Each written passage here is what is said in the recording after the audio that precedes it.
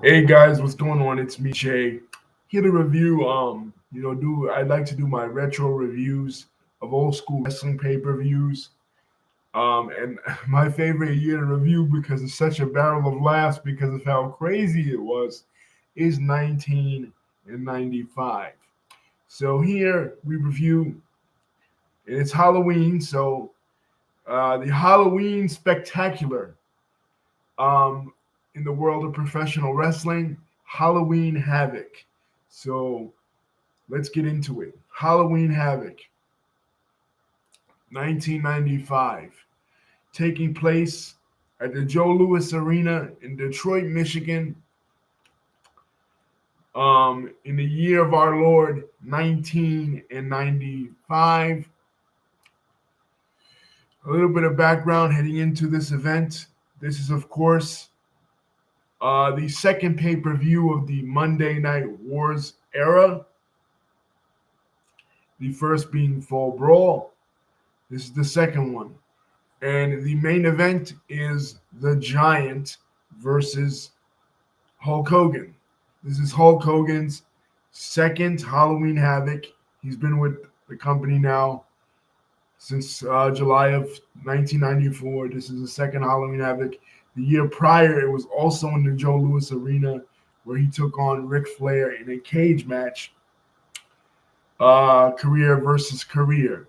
Now, since August, he's been feuding with the Dungeon of Doom. Now, who are the Dungeon of Doom?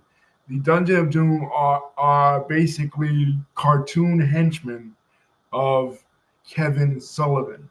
Kevin Sullivan, who was upset that his kayfabe brother Dave was such a big Hulkamaniac that he vowed to destroy Hulk Hogan once Hulk Hogan arrived in WCW.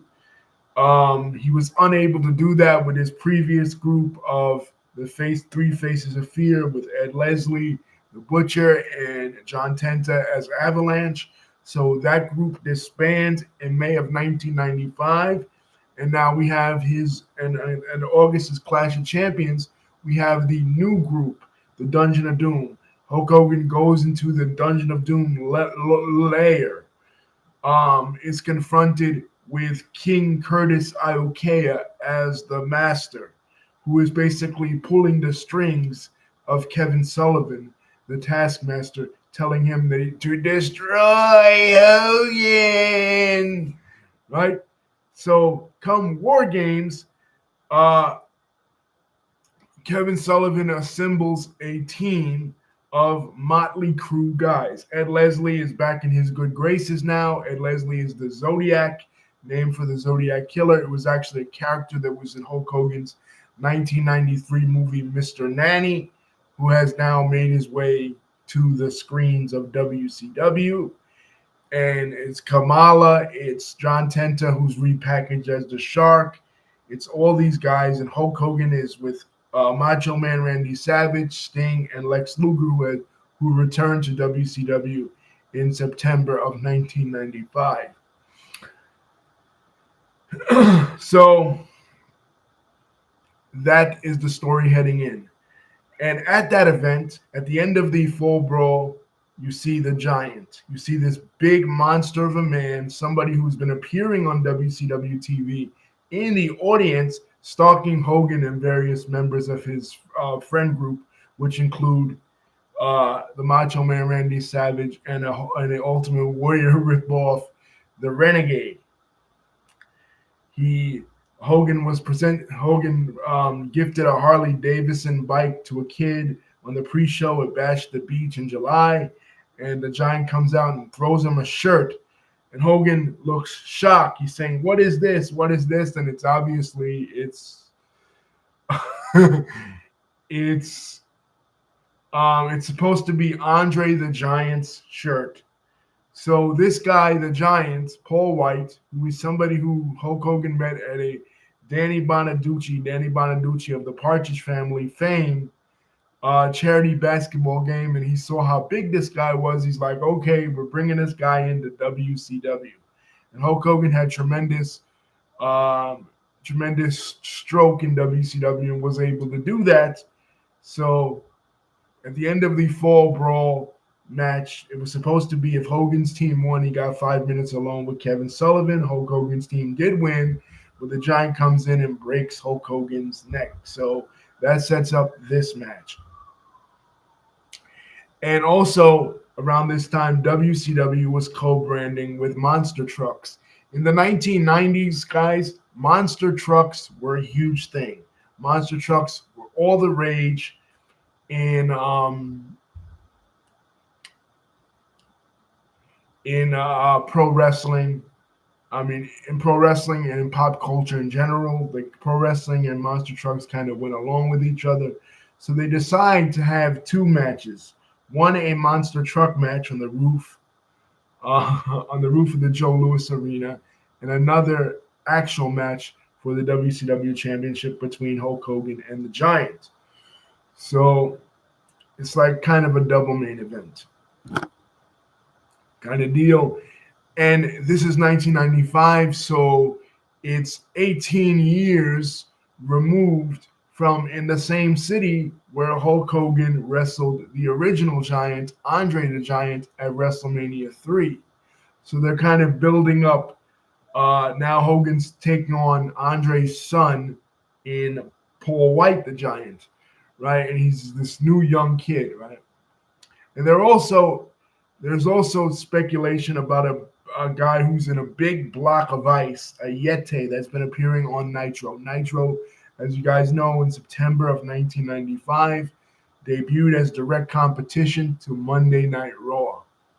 And they've been having this big block of ice appearing all the weeks, and they're saying it's the Yeti. And Kevin Sullivan is going to debut his Yeti. Now, supposedly, this was supposed to be Jorge Gonzalez, aka the Giant Gonzalez, who was the Giant Gonzalez 2 years before this in the WWF, and Eliante before that in WCW in the early 90s, making his return as a member of the Dungeon of Doom. That does not happen, but what does happen is a tremendous surprise and an infamous incident. Also, on one episode of Nitro, the Dungeon of Doom attack Hulk Hogan and they shave Hulk Hogan's mustache off. Now, he shaved the mustache off in real life because he went to go make a movie where they're called to not have a mustache. So his famous handlebar mustache is now cut off and is no more. And he's gone dark. He's now wearing a neck brace because of the attack and fall brawl, and he is wearing black. Right, he's dressed in all black. This is kind of a prelude and a little sneak peek to what he'll be doing the following year when he turns heel and becomes Hollywood Hogan. And Kevin Sullivan is wearing the red yellow now. You know what I mean? So he's kind of stolen Hulk Hogan's colors. And Hulk Hogan comes out and cuts this really weird ass promo. Basically kind of cryptic, if you will. And Hogan's characters kind of had an edge because among the baby faces, there's dissension in the ranks. You know, you have two sides of the baby faces. When Lex Luger came back, he kind of threw a monkey wrench in the whole babyface dynamic with the baby faces in WCW because when he left WCW in 1992, he was a heel, right? The match of Super Bowl II, him versus Sting. He drops the belt to Sting. He leaves WCW, goes to WWF for basically 3 years. You know, his time there was uneventful. He didn't win any titles. He had a big push in the summer, in July of '93. And after WrestleMania 10, as we talked about, his push kind of tapered off. Now he's back in WCW, and the first match he shows up in is the Sting versus Ric Flair match on Nitro, the first Nitro. And then he shows up later in the night and challenges Hulk Hogan after Hogan's match with Big Bubba Rogers and getting in Hogan's face. But the Bay Faces needed a War Games partner because Vader had the backstage incident with Paul Orndorff, in which he was late for a photo shoot, and he basically told Paul Orndorff, fuck off.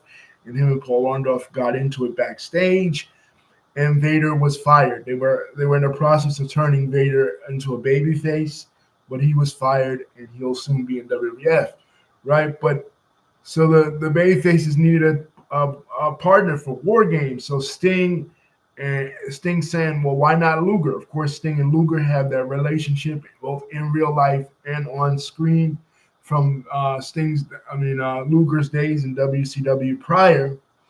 So he vouches for Luger, but Randy Savage and Hulk Hogan, they don't trust Lex Luger. So there's like two factions within the baby faces. There's Hulk Hogan and Randy Savage, and Luger and Sting. And Luger they're saying, well, Luger has his own agenda, pal. Luger has his own agenda. You know what I mean? Like, basically, Luger wants to do his own thing.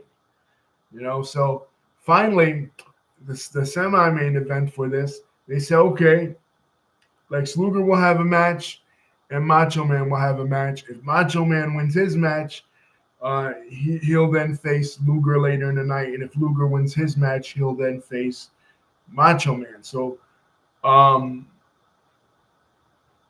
Luger has a match with Ming on the card, and Macho Man has a match, was supposed to be with Kamala, but Kamala had a contract dispute with WCW, so he's fired. So he will face the Zodiac, Macho Man will, a.k.a. Brutus Beefcake. So that's another match in this card. A third match. Now, what was Sting doing? Sting, backtrack a little bit. So Vader, we talked about him, right? He went AWOL. Basically, he keeping with the War Games theme, they say he went AWOL, but he basically left the company. But prior to that, Ric Flair, okay? We'll start with him, Ric Flair. The prior year, 1994, it was a career-ending match with him and Hulk Hogan in a cage. He loses, right? So he's basically gone from WCW, and he doesn't return until Uncensored 95, in which he sneaks into the arena in Tupelo, Mississippi, dressed as a woman to help Vader in his leather strap match against Hulk Hogan. It's actually Ric Flair that gets defeated and not Vader, which is really weird. So now Harley Race is no longer in WCW. He's gone. So Ric Flair kind of becomes the de facto manager of Vader. And Arn Anderson then gets injected into the feud.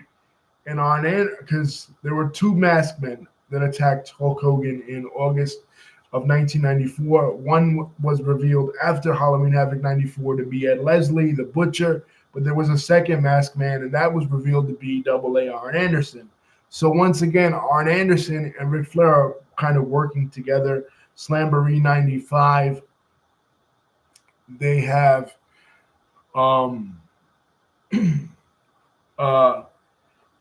they're with Vader. They have a tag match against the Macho Man and Hulk Hogan. Right? And they attack Angelo Poffo, Macho Man's father, beating him up the same night that he went into the Hall of Fame. We talked about Slamboree 95. So Ric Flair, Vader, and Arn Anderson kind of have this loose alliance. But then Vader at Bash at the Beach 95, Vader and Hulk Hogan have the culmination of their feud, and Vader fails to defeat Hulk Hogan. So Ric Flair comes out and Arn Anderson comes out, and they start berating Vader. So that leads to a handicap match at the following month's Clash of Champions between the three, and Vader defeats them. So now and after the defeat, there's dissension among the ranks of Ric Flair and Arn Anderson.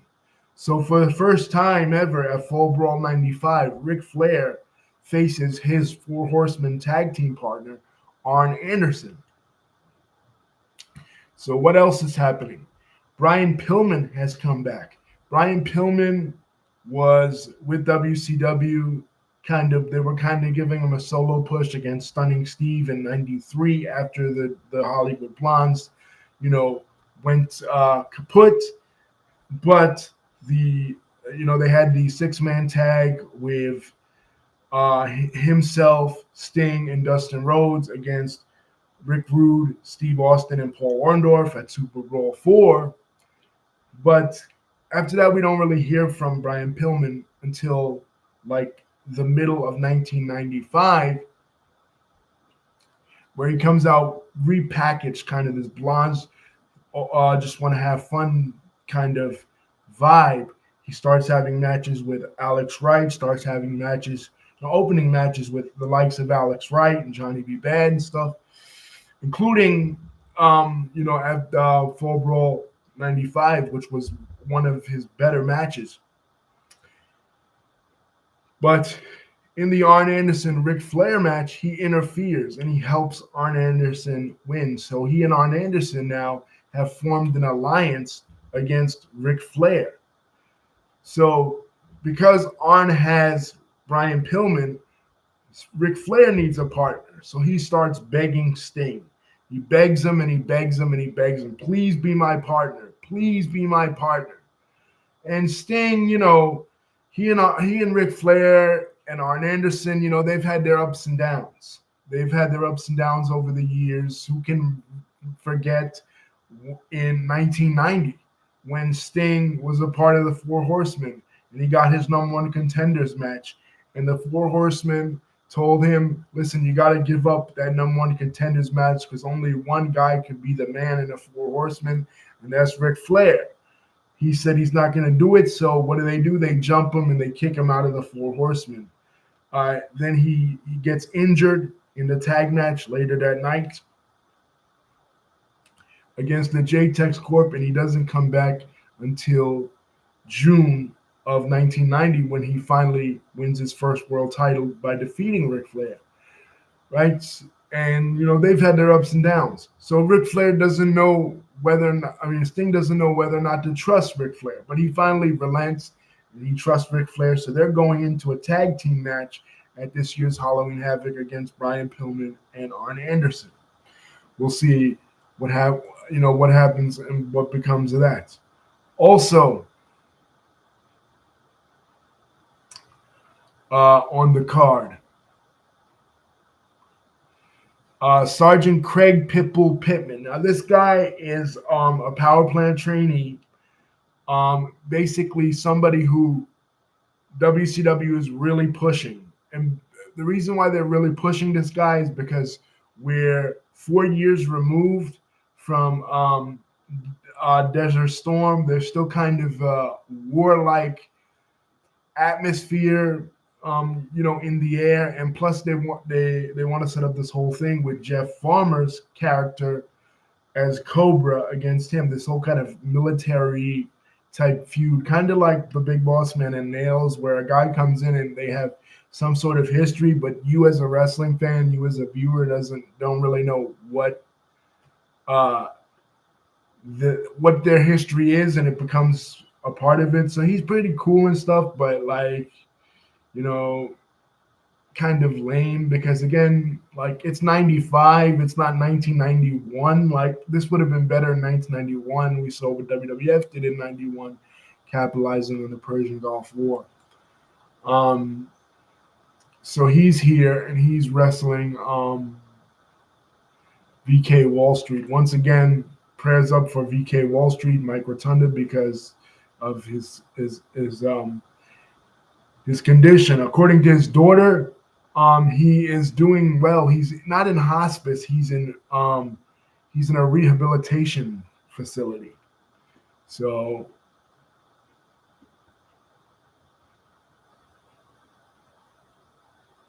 hopefully he gets better.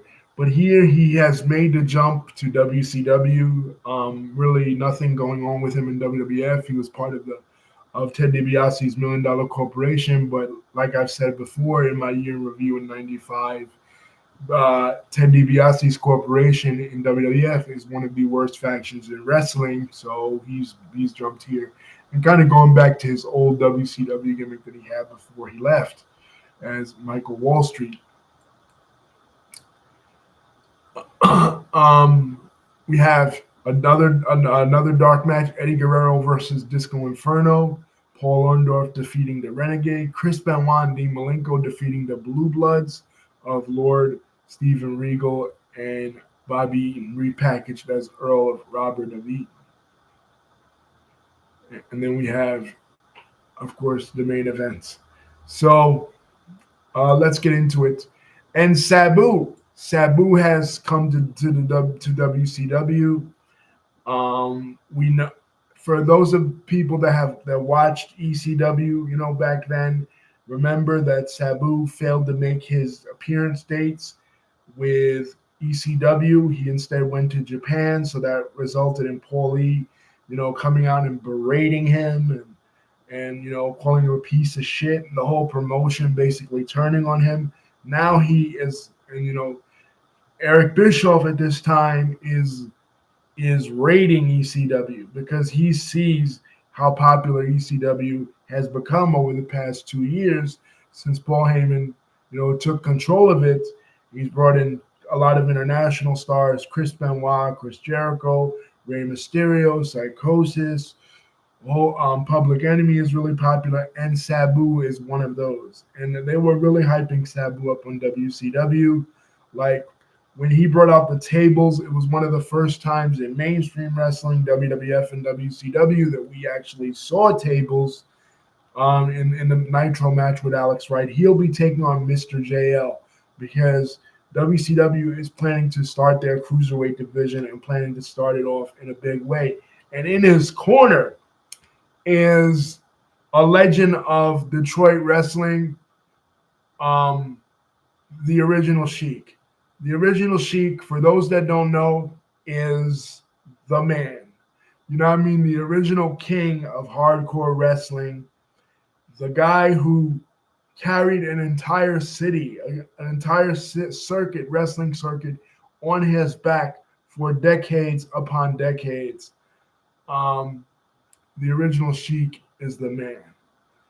So he was the main attraction in Cobo Hall for decades upon decades, especially in the 60s and 70s. Brian Solomon has a tremendous book on him.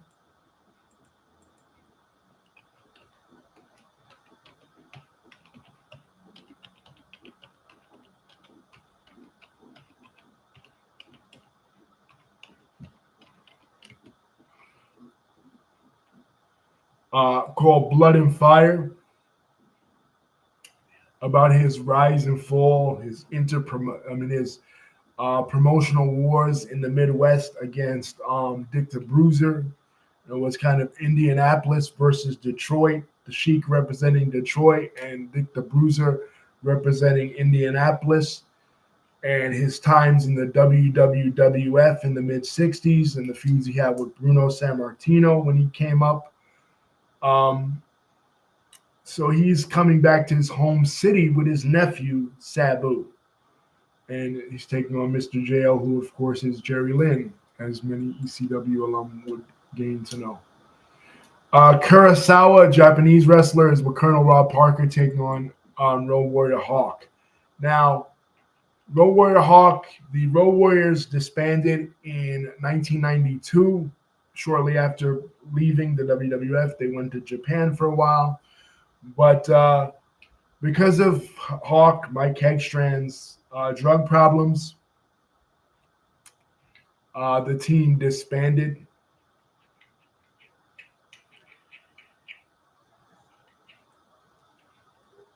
And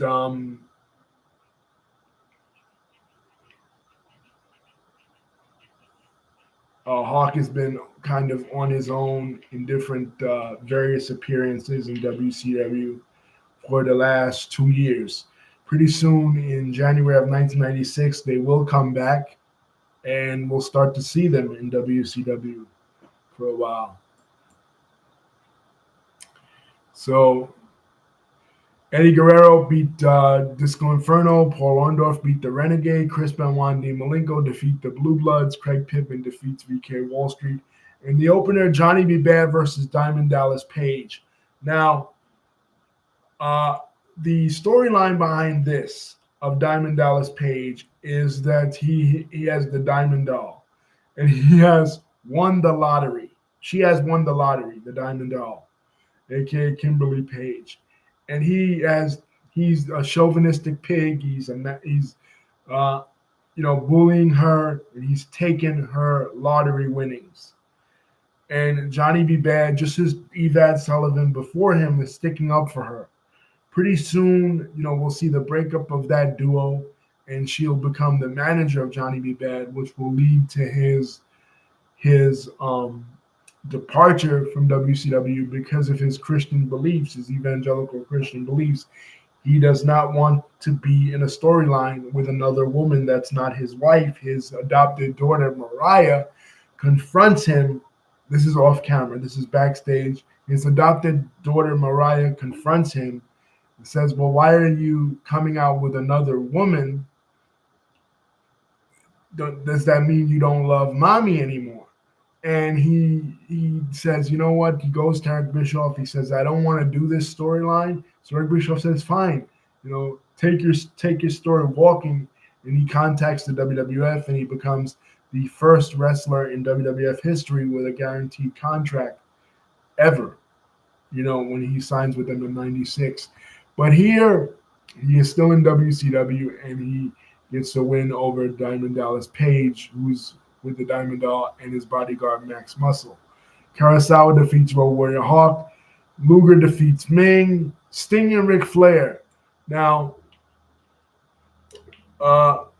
here on the pre-show was like the main event. There was like the pre-show for WCW pay-per-views.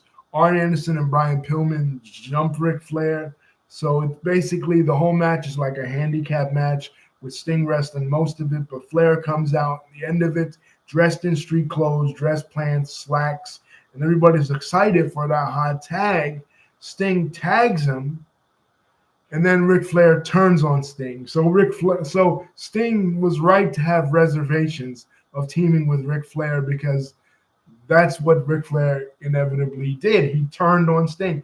And then at the end of it, Mean Gene Okerlund is interviewing them, and they reveal that they've now reformed the Four Horsemen. Chris Benoit, who we see here, what we don't see, he's in a dark match, but he has re-signed with WCW as well. They brought him in from ECW. He was in WCW 2 years before Super Bowl III. He had the match with Too Cold Scorpio, but he's back in WCW. He'll become the fourth horseman, but for now, there's three horsemen. There's Brian Pillman, Arn Anderson, and Ric Flair. So Ric Flair turns on Sting, leading to the reformation of the Four Horsemen now in the 90s. Hulk Hogan defeats the Giant in the Monster Truck match. Now, after the Monster Truck match, they get into a scuffle on the roof, and the Giant falls off the roof. Now, when I watched this, I was 10 years old. Now, did I know that professional wrestling was fake? Kind of. I kind of had an inkling that it was not really on the level. The thing that really got me was when Luger didn't win the title at SummerSlam '93, because I'm like, he could have just shoved Yokozuna back into the ring and pinned him for 1, 2, 3. Why didn't he try to do that? Why didn't he at least try? I know the whole thing of Yokozuna's 500 whatever pounds, but he could have at least tried if it was a real competition to do that. He didn't do it. And I'm like, well, this shit must be fucking fake, right? But at the same time, seeing a guy fall off a roof, that's something different. So I started reacting crazy. I started saying, well, oh shit, the Giant died and whatever. Nope. He comes back hours later for the championship match. And Randy Savage defeats Lex Luger in a singles match because Randy Savage had his qualifying match against the Zodiac. A very humorous exchange between, if you go back and look, between Randy Savage and Mean Gene Okerlund in the back before the match. And the Giant with the Taskmaster defeats Hulk Hogan with Jimmy Hart by disqualification because Luger comes in The Yeti comes in. The Yeti is not a Yeti, he's a mummy. And he's not the Giant Gonzalez, he's Ron Reese. Now, the Giant has Hogan in a bear hug, and he's squeezing the life out of Hogan. And then the Yeti comes out, and the Yeti goes behind him, and he's squeezing the life out of Hogan from from the back, and it kind of looks like they're trying to hump Hulk Hogan, like they're trying to sodomize him, right? And Tony Schiavone, as the Yeti's coming out, screams, "Oh my God, it's the Yeti! The Yeti!"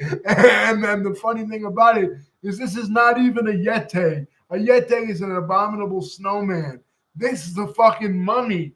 This is Ron Reese wrapped in toilet tissue coming out here as the newest member of the Dungeon of Doom. Savage comes out, but then Luger comes out and he nails Savage. So Luger turns heel at the end of the night, becoming the newest member of the Dungeon of Doom. Also, Jimmy Hart turns heel for the first time in 2 years, turning on Hulk Hogan.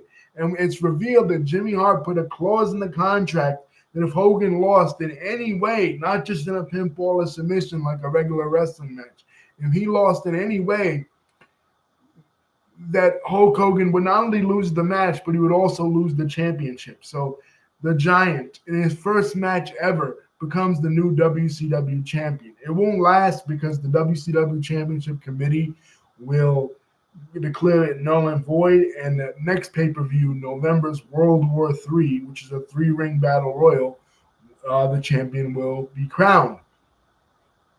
A new champion will be crowned, which inevitably will be Randy Savage, which was a pay-per-view that I did not see. You know, I had some personal issues in October of '95, you know, moving around and stuff, and I wasn't able to see that. But I was excited when I first heard about it, though, because I thought it was going to be even better than the Royal Rumble. When I saw it retroactively, I'm like, oh, this shit sucks. And I never actually ever ordered a World War III pay-per-view. Ever. But that's it. A new WCW champion in the Giants. And overall, this pay-per-view is notorious for being one of the worst pay-per-views of all time. On the other channel, in October of 1995, their offering was even worse. I mean, their offering, which was Big Daddy Cool Diesel, the WWF champion, versus the British Bulldog, in Winnipeg, in Canada, Winnipeg, Manitoba, was so bad that at the end of it, Vince McMahon got up and threw his headset on the ground and said, "Fuck this," and decided we're not going with Diesel as the WWF champion anymore. And the month following at Survivor Series has Bret Hart take the title off him and win it for the third time. So it's pretty much a lot of changes going on for both companies. So, you know, people laugh at Halloween Havoc 1995. Not one of the better pay-per-views, not one of the better Halloween Havocs. I mean, WCW did go on to have some pretty kick-ass Halloween Havocs, especially 2 years later in 1997, which is probably one of their best pay-per-views, which features that opener between Rey Mysterio and Eddie Guerrero, and also a cage match between Roddy Piper and Hulk Hogan. But this one, not so much. Anyway, guys, don't forget to like, comment, and subscribe. Hit the bell button to see my next video is coming out. Man, this one was kind of fun. Halloween Havoc, of all the Halloween Havocs, people say, of course, 97. But 1990 was actually my favorite of all time. Sid versus Sting and the Steiner Brothers versus the Nasty Boys.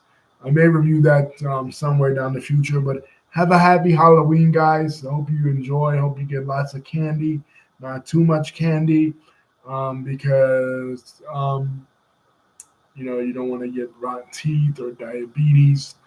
But you may want to trade your candy in for food coming this Thanksgiving because Trump is cutting people's with the government shutdown, people's SNAP benefits. So take care, guys. Don't forget to like, comment, and subscribe. Hit the bell button to see my next videos coming out. Peace.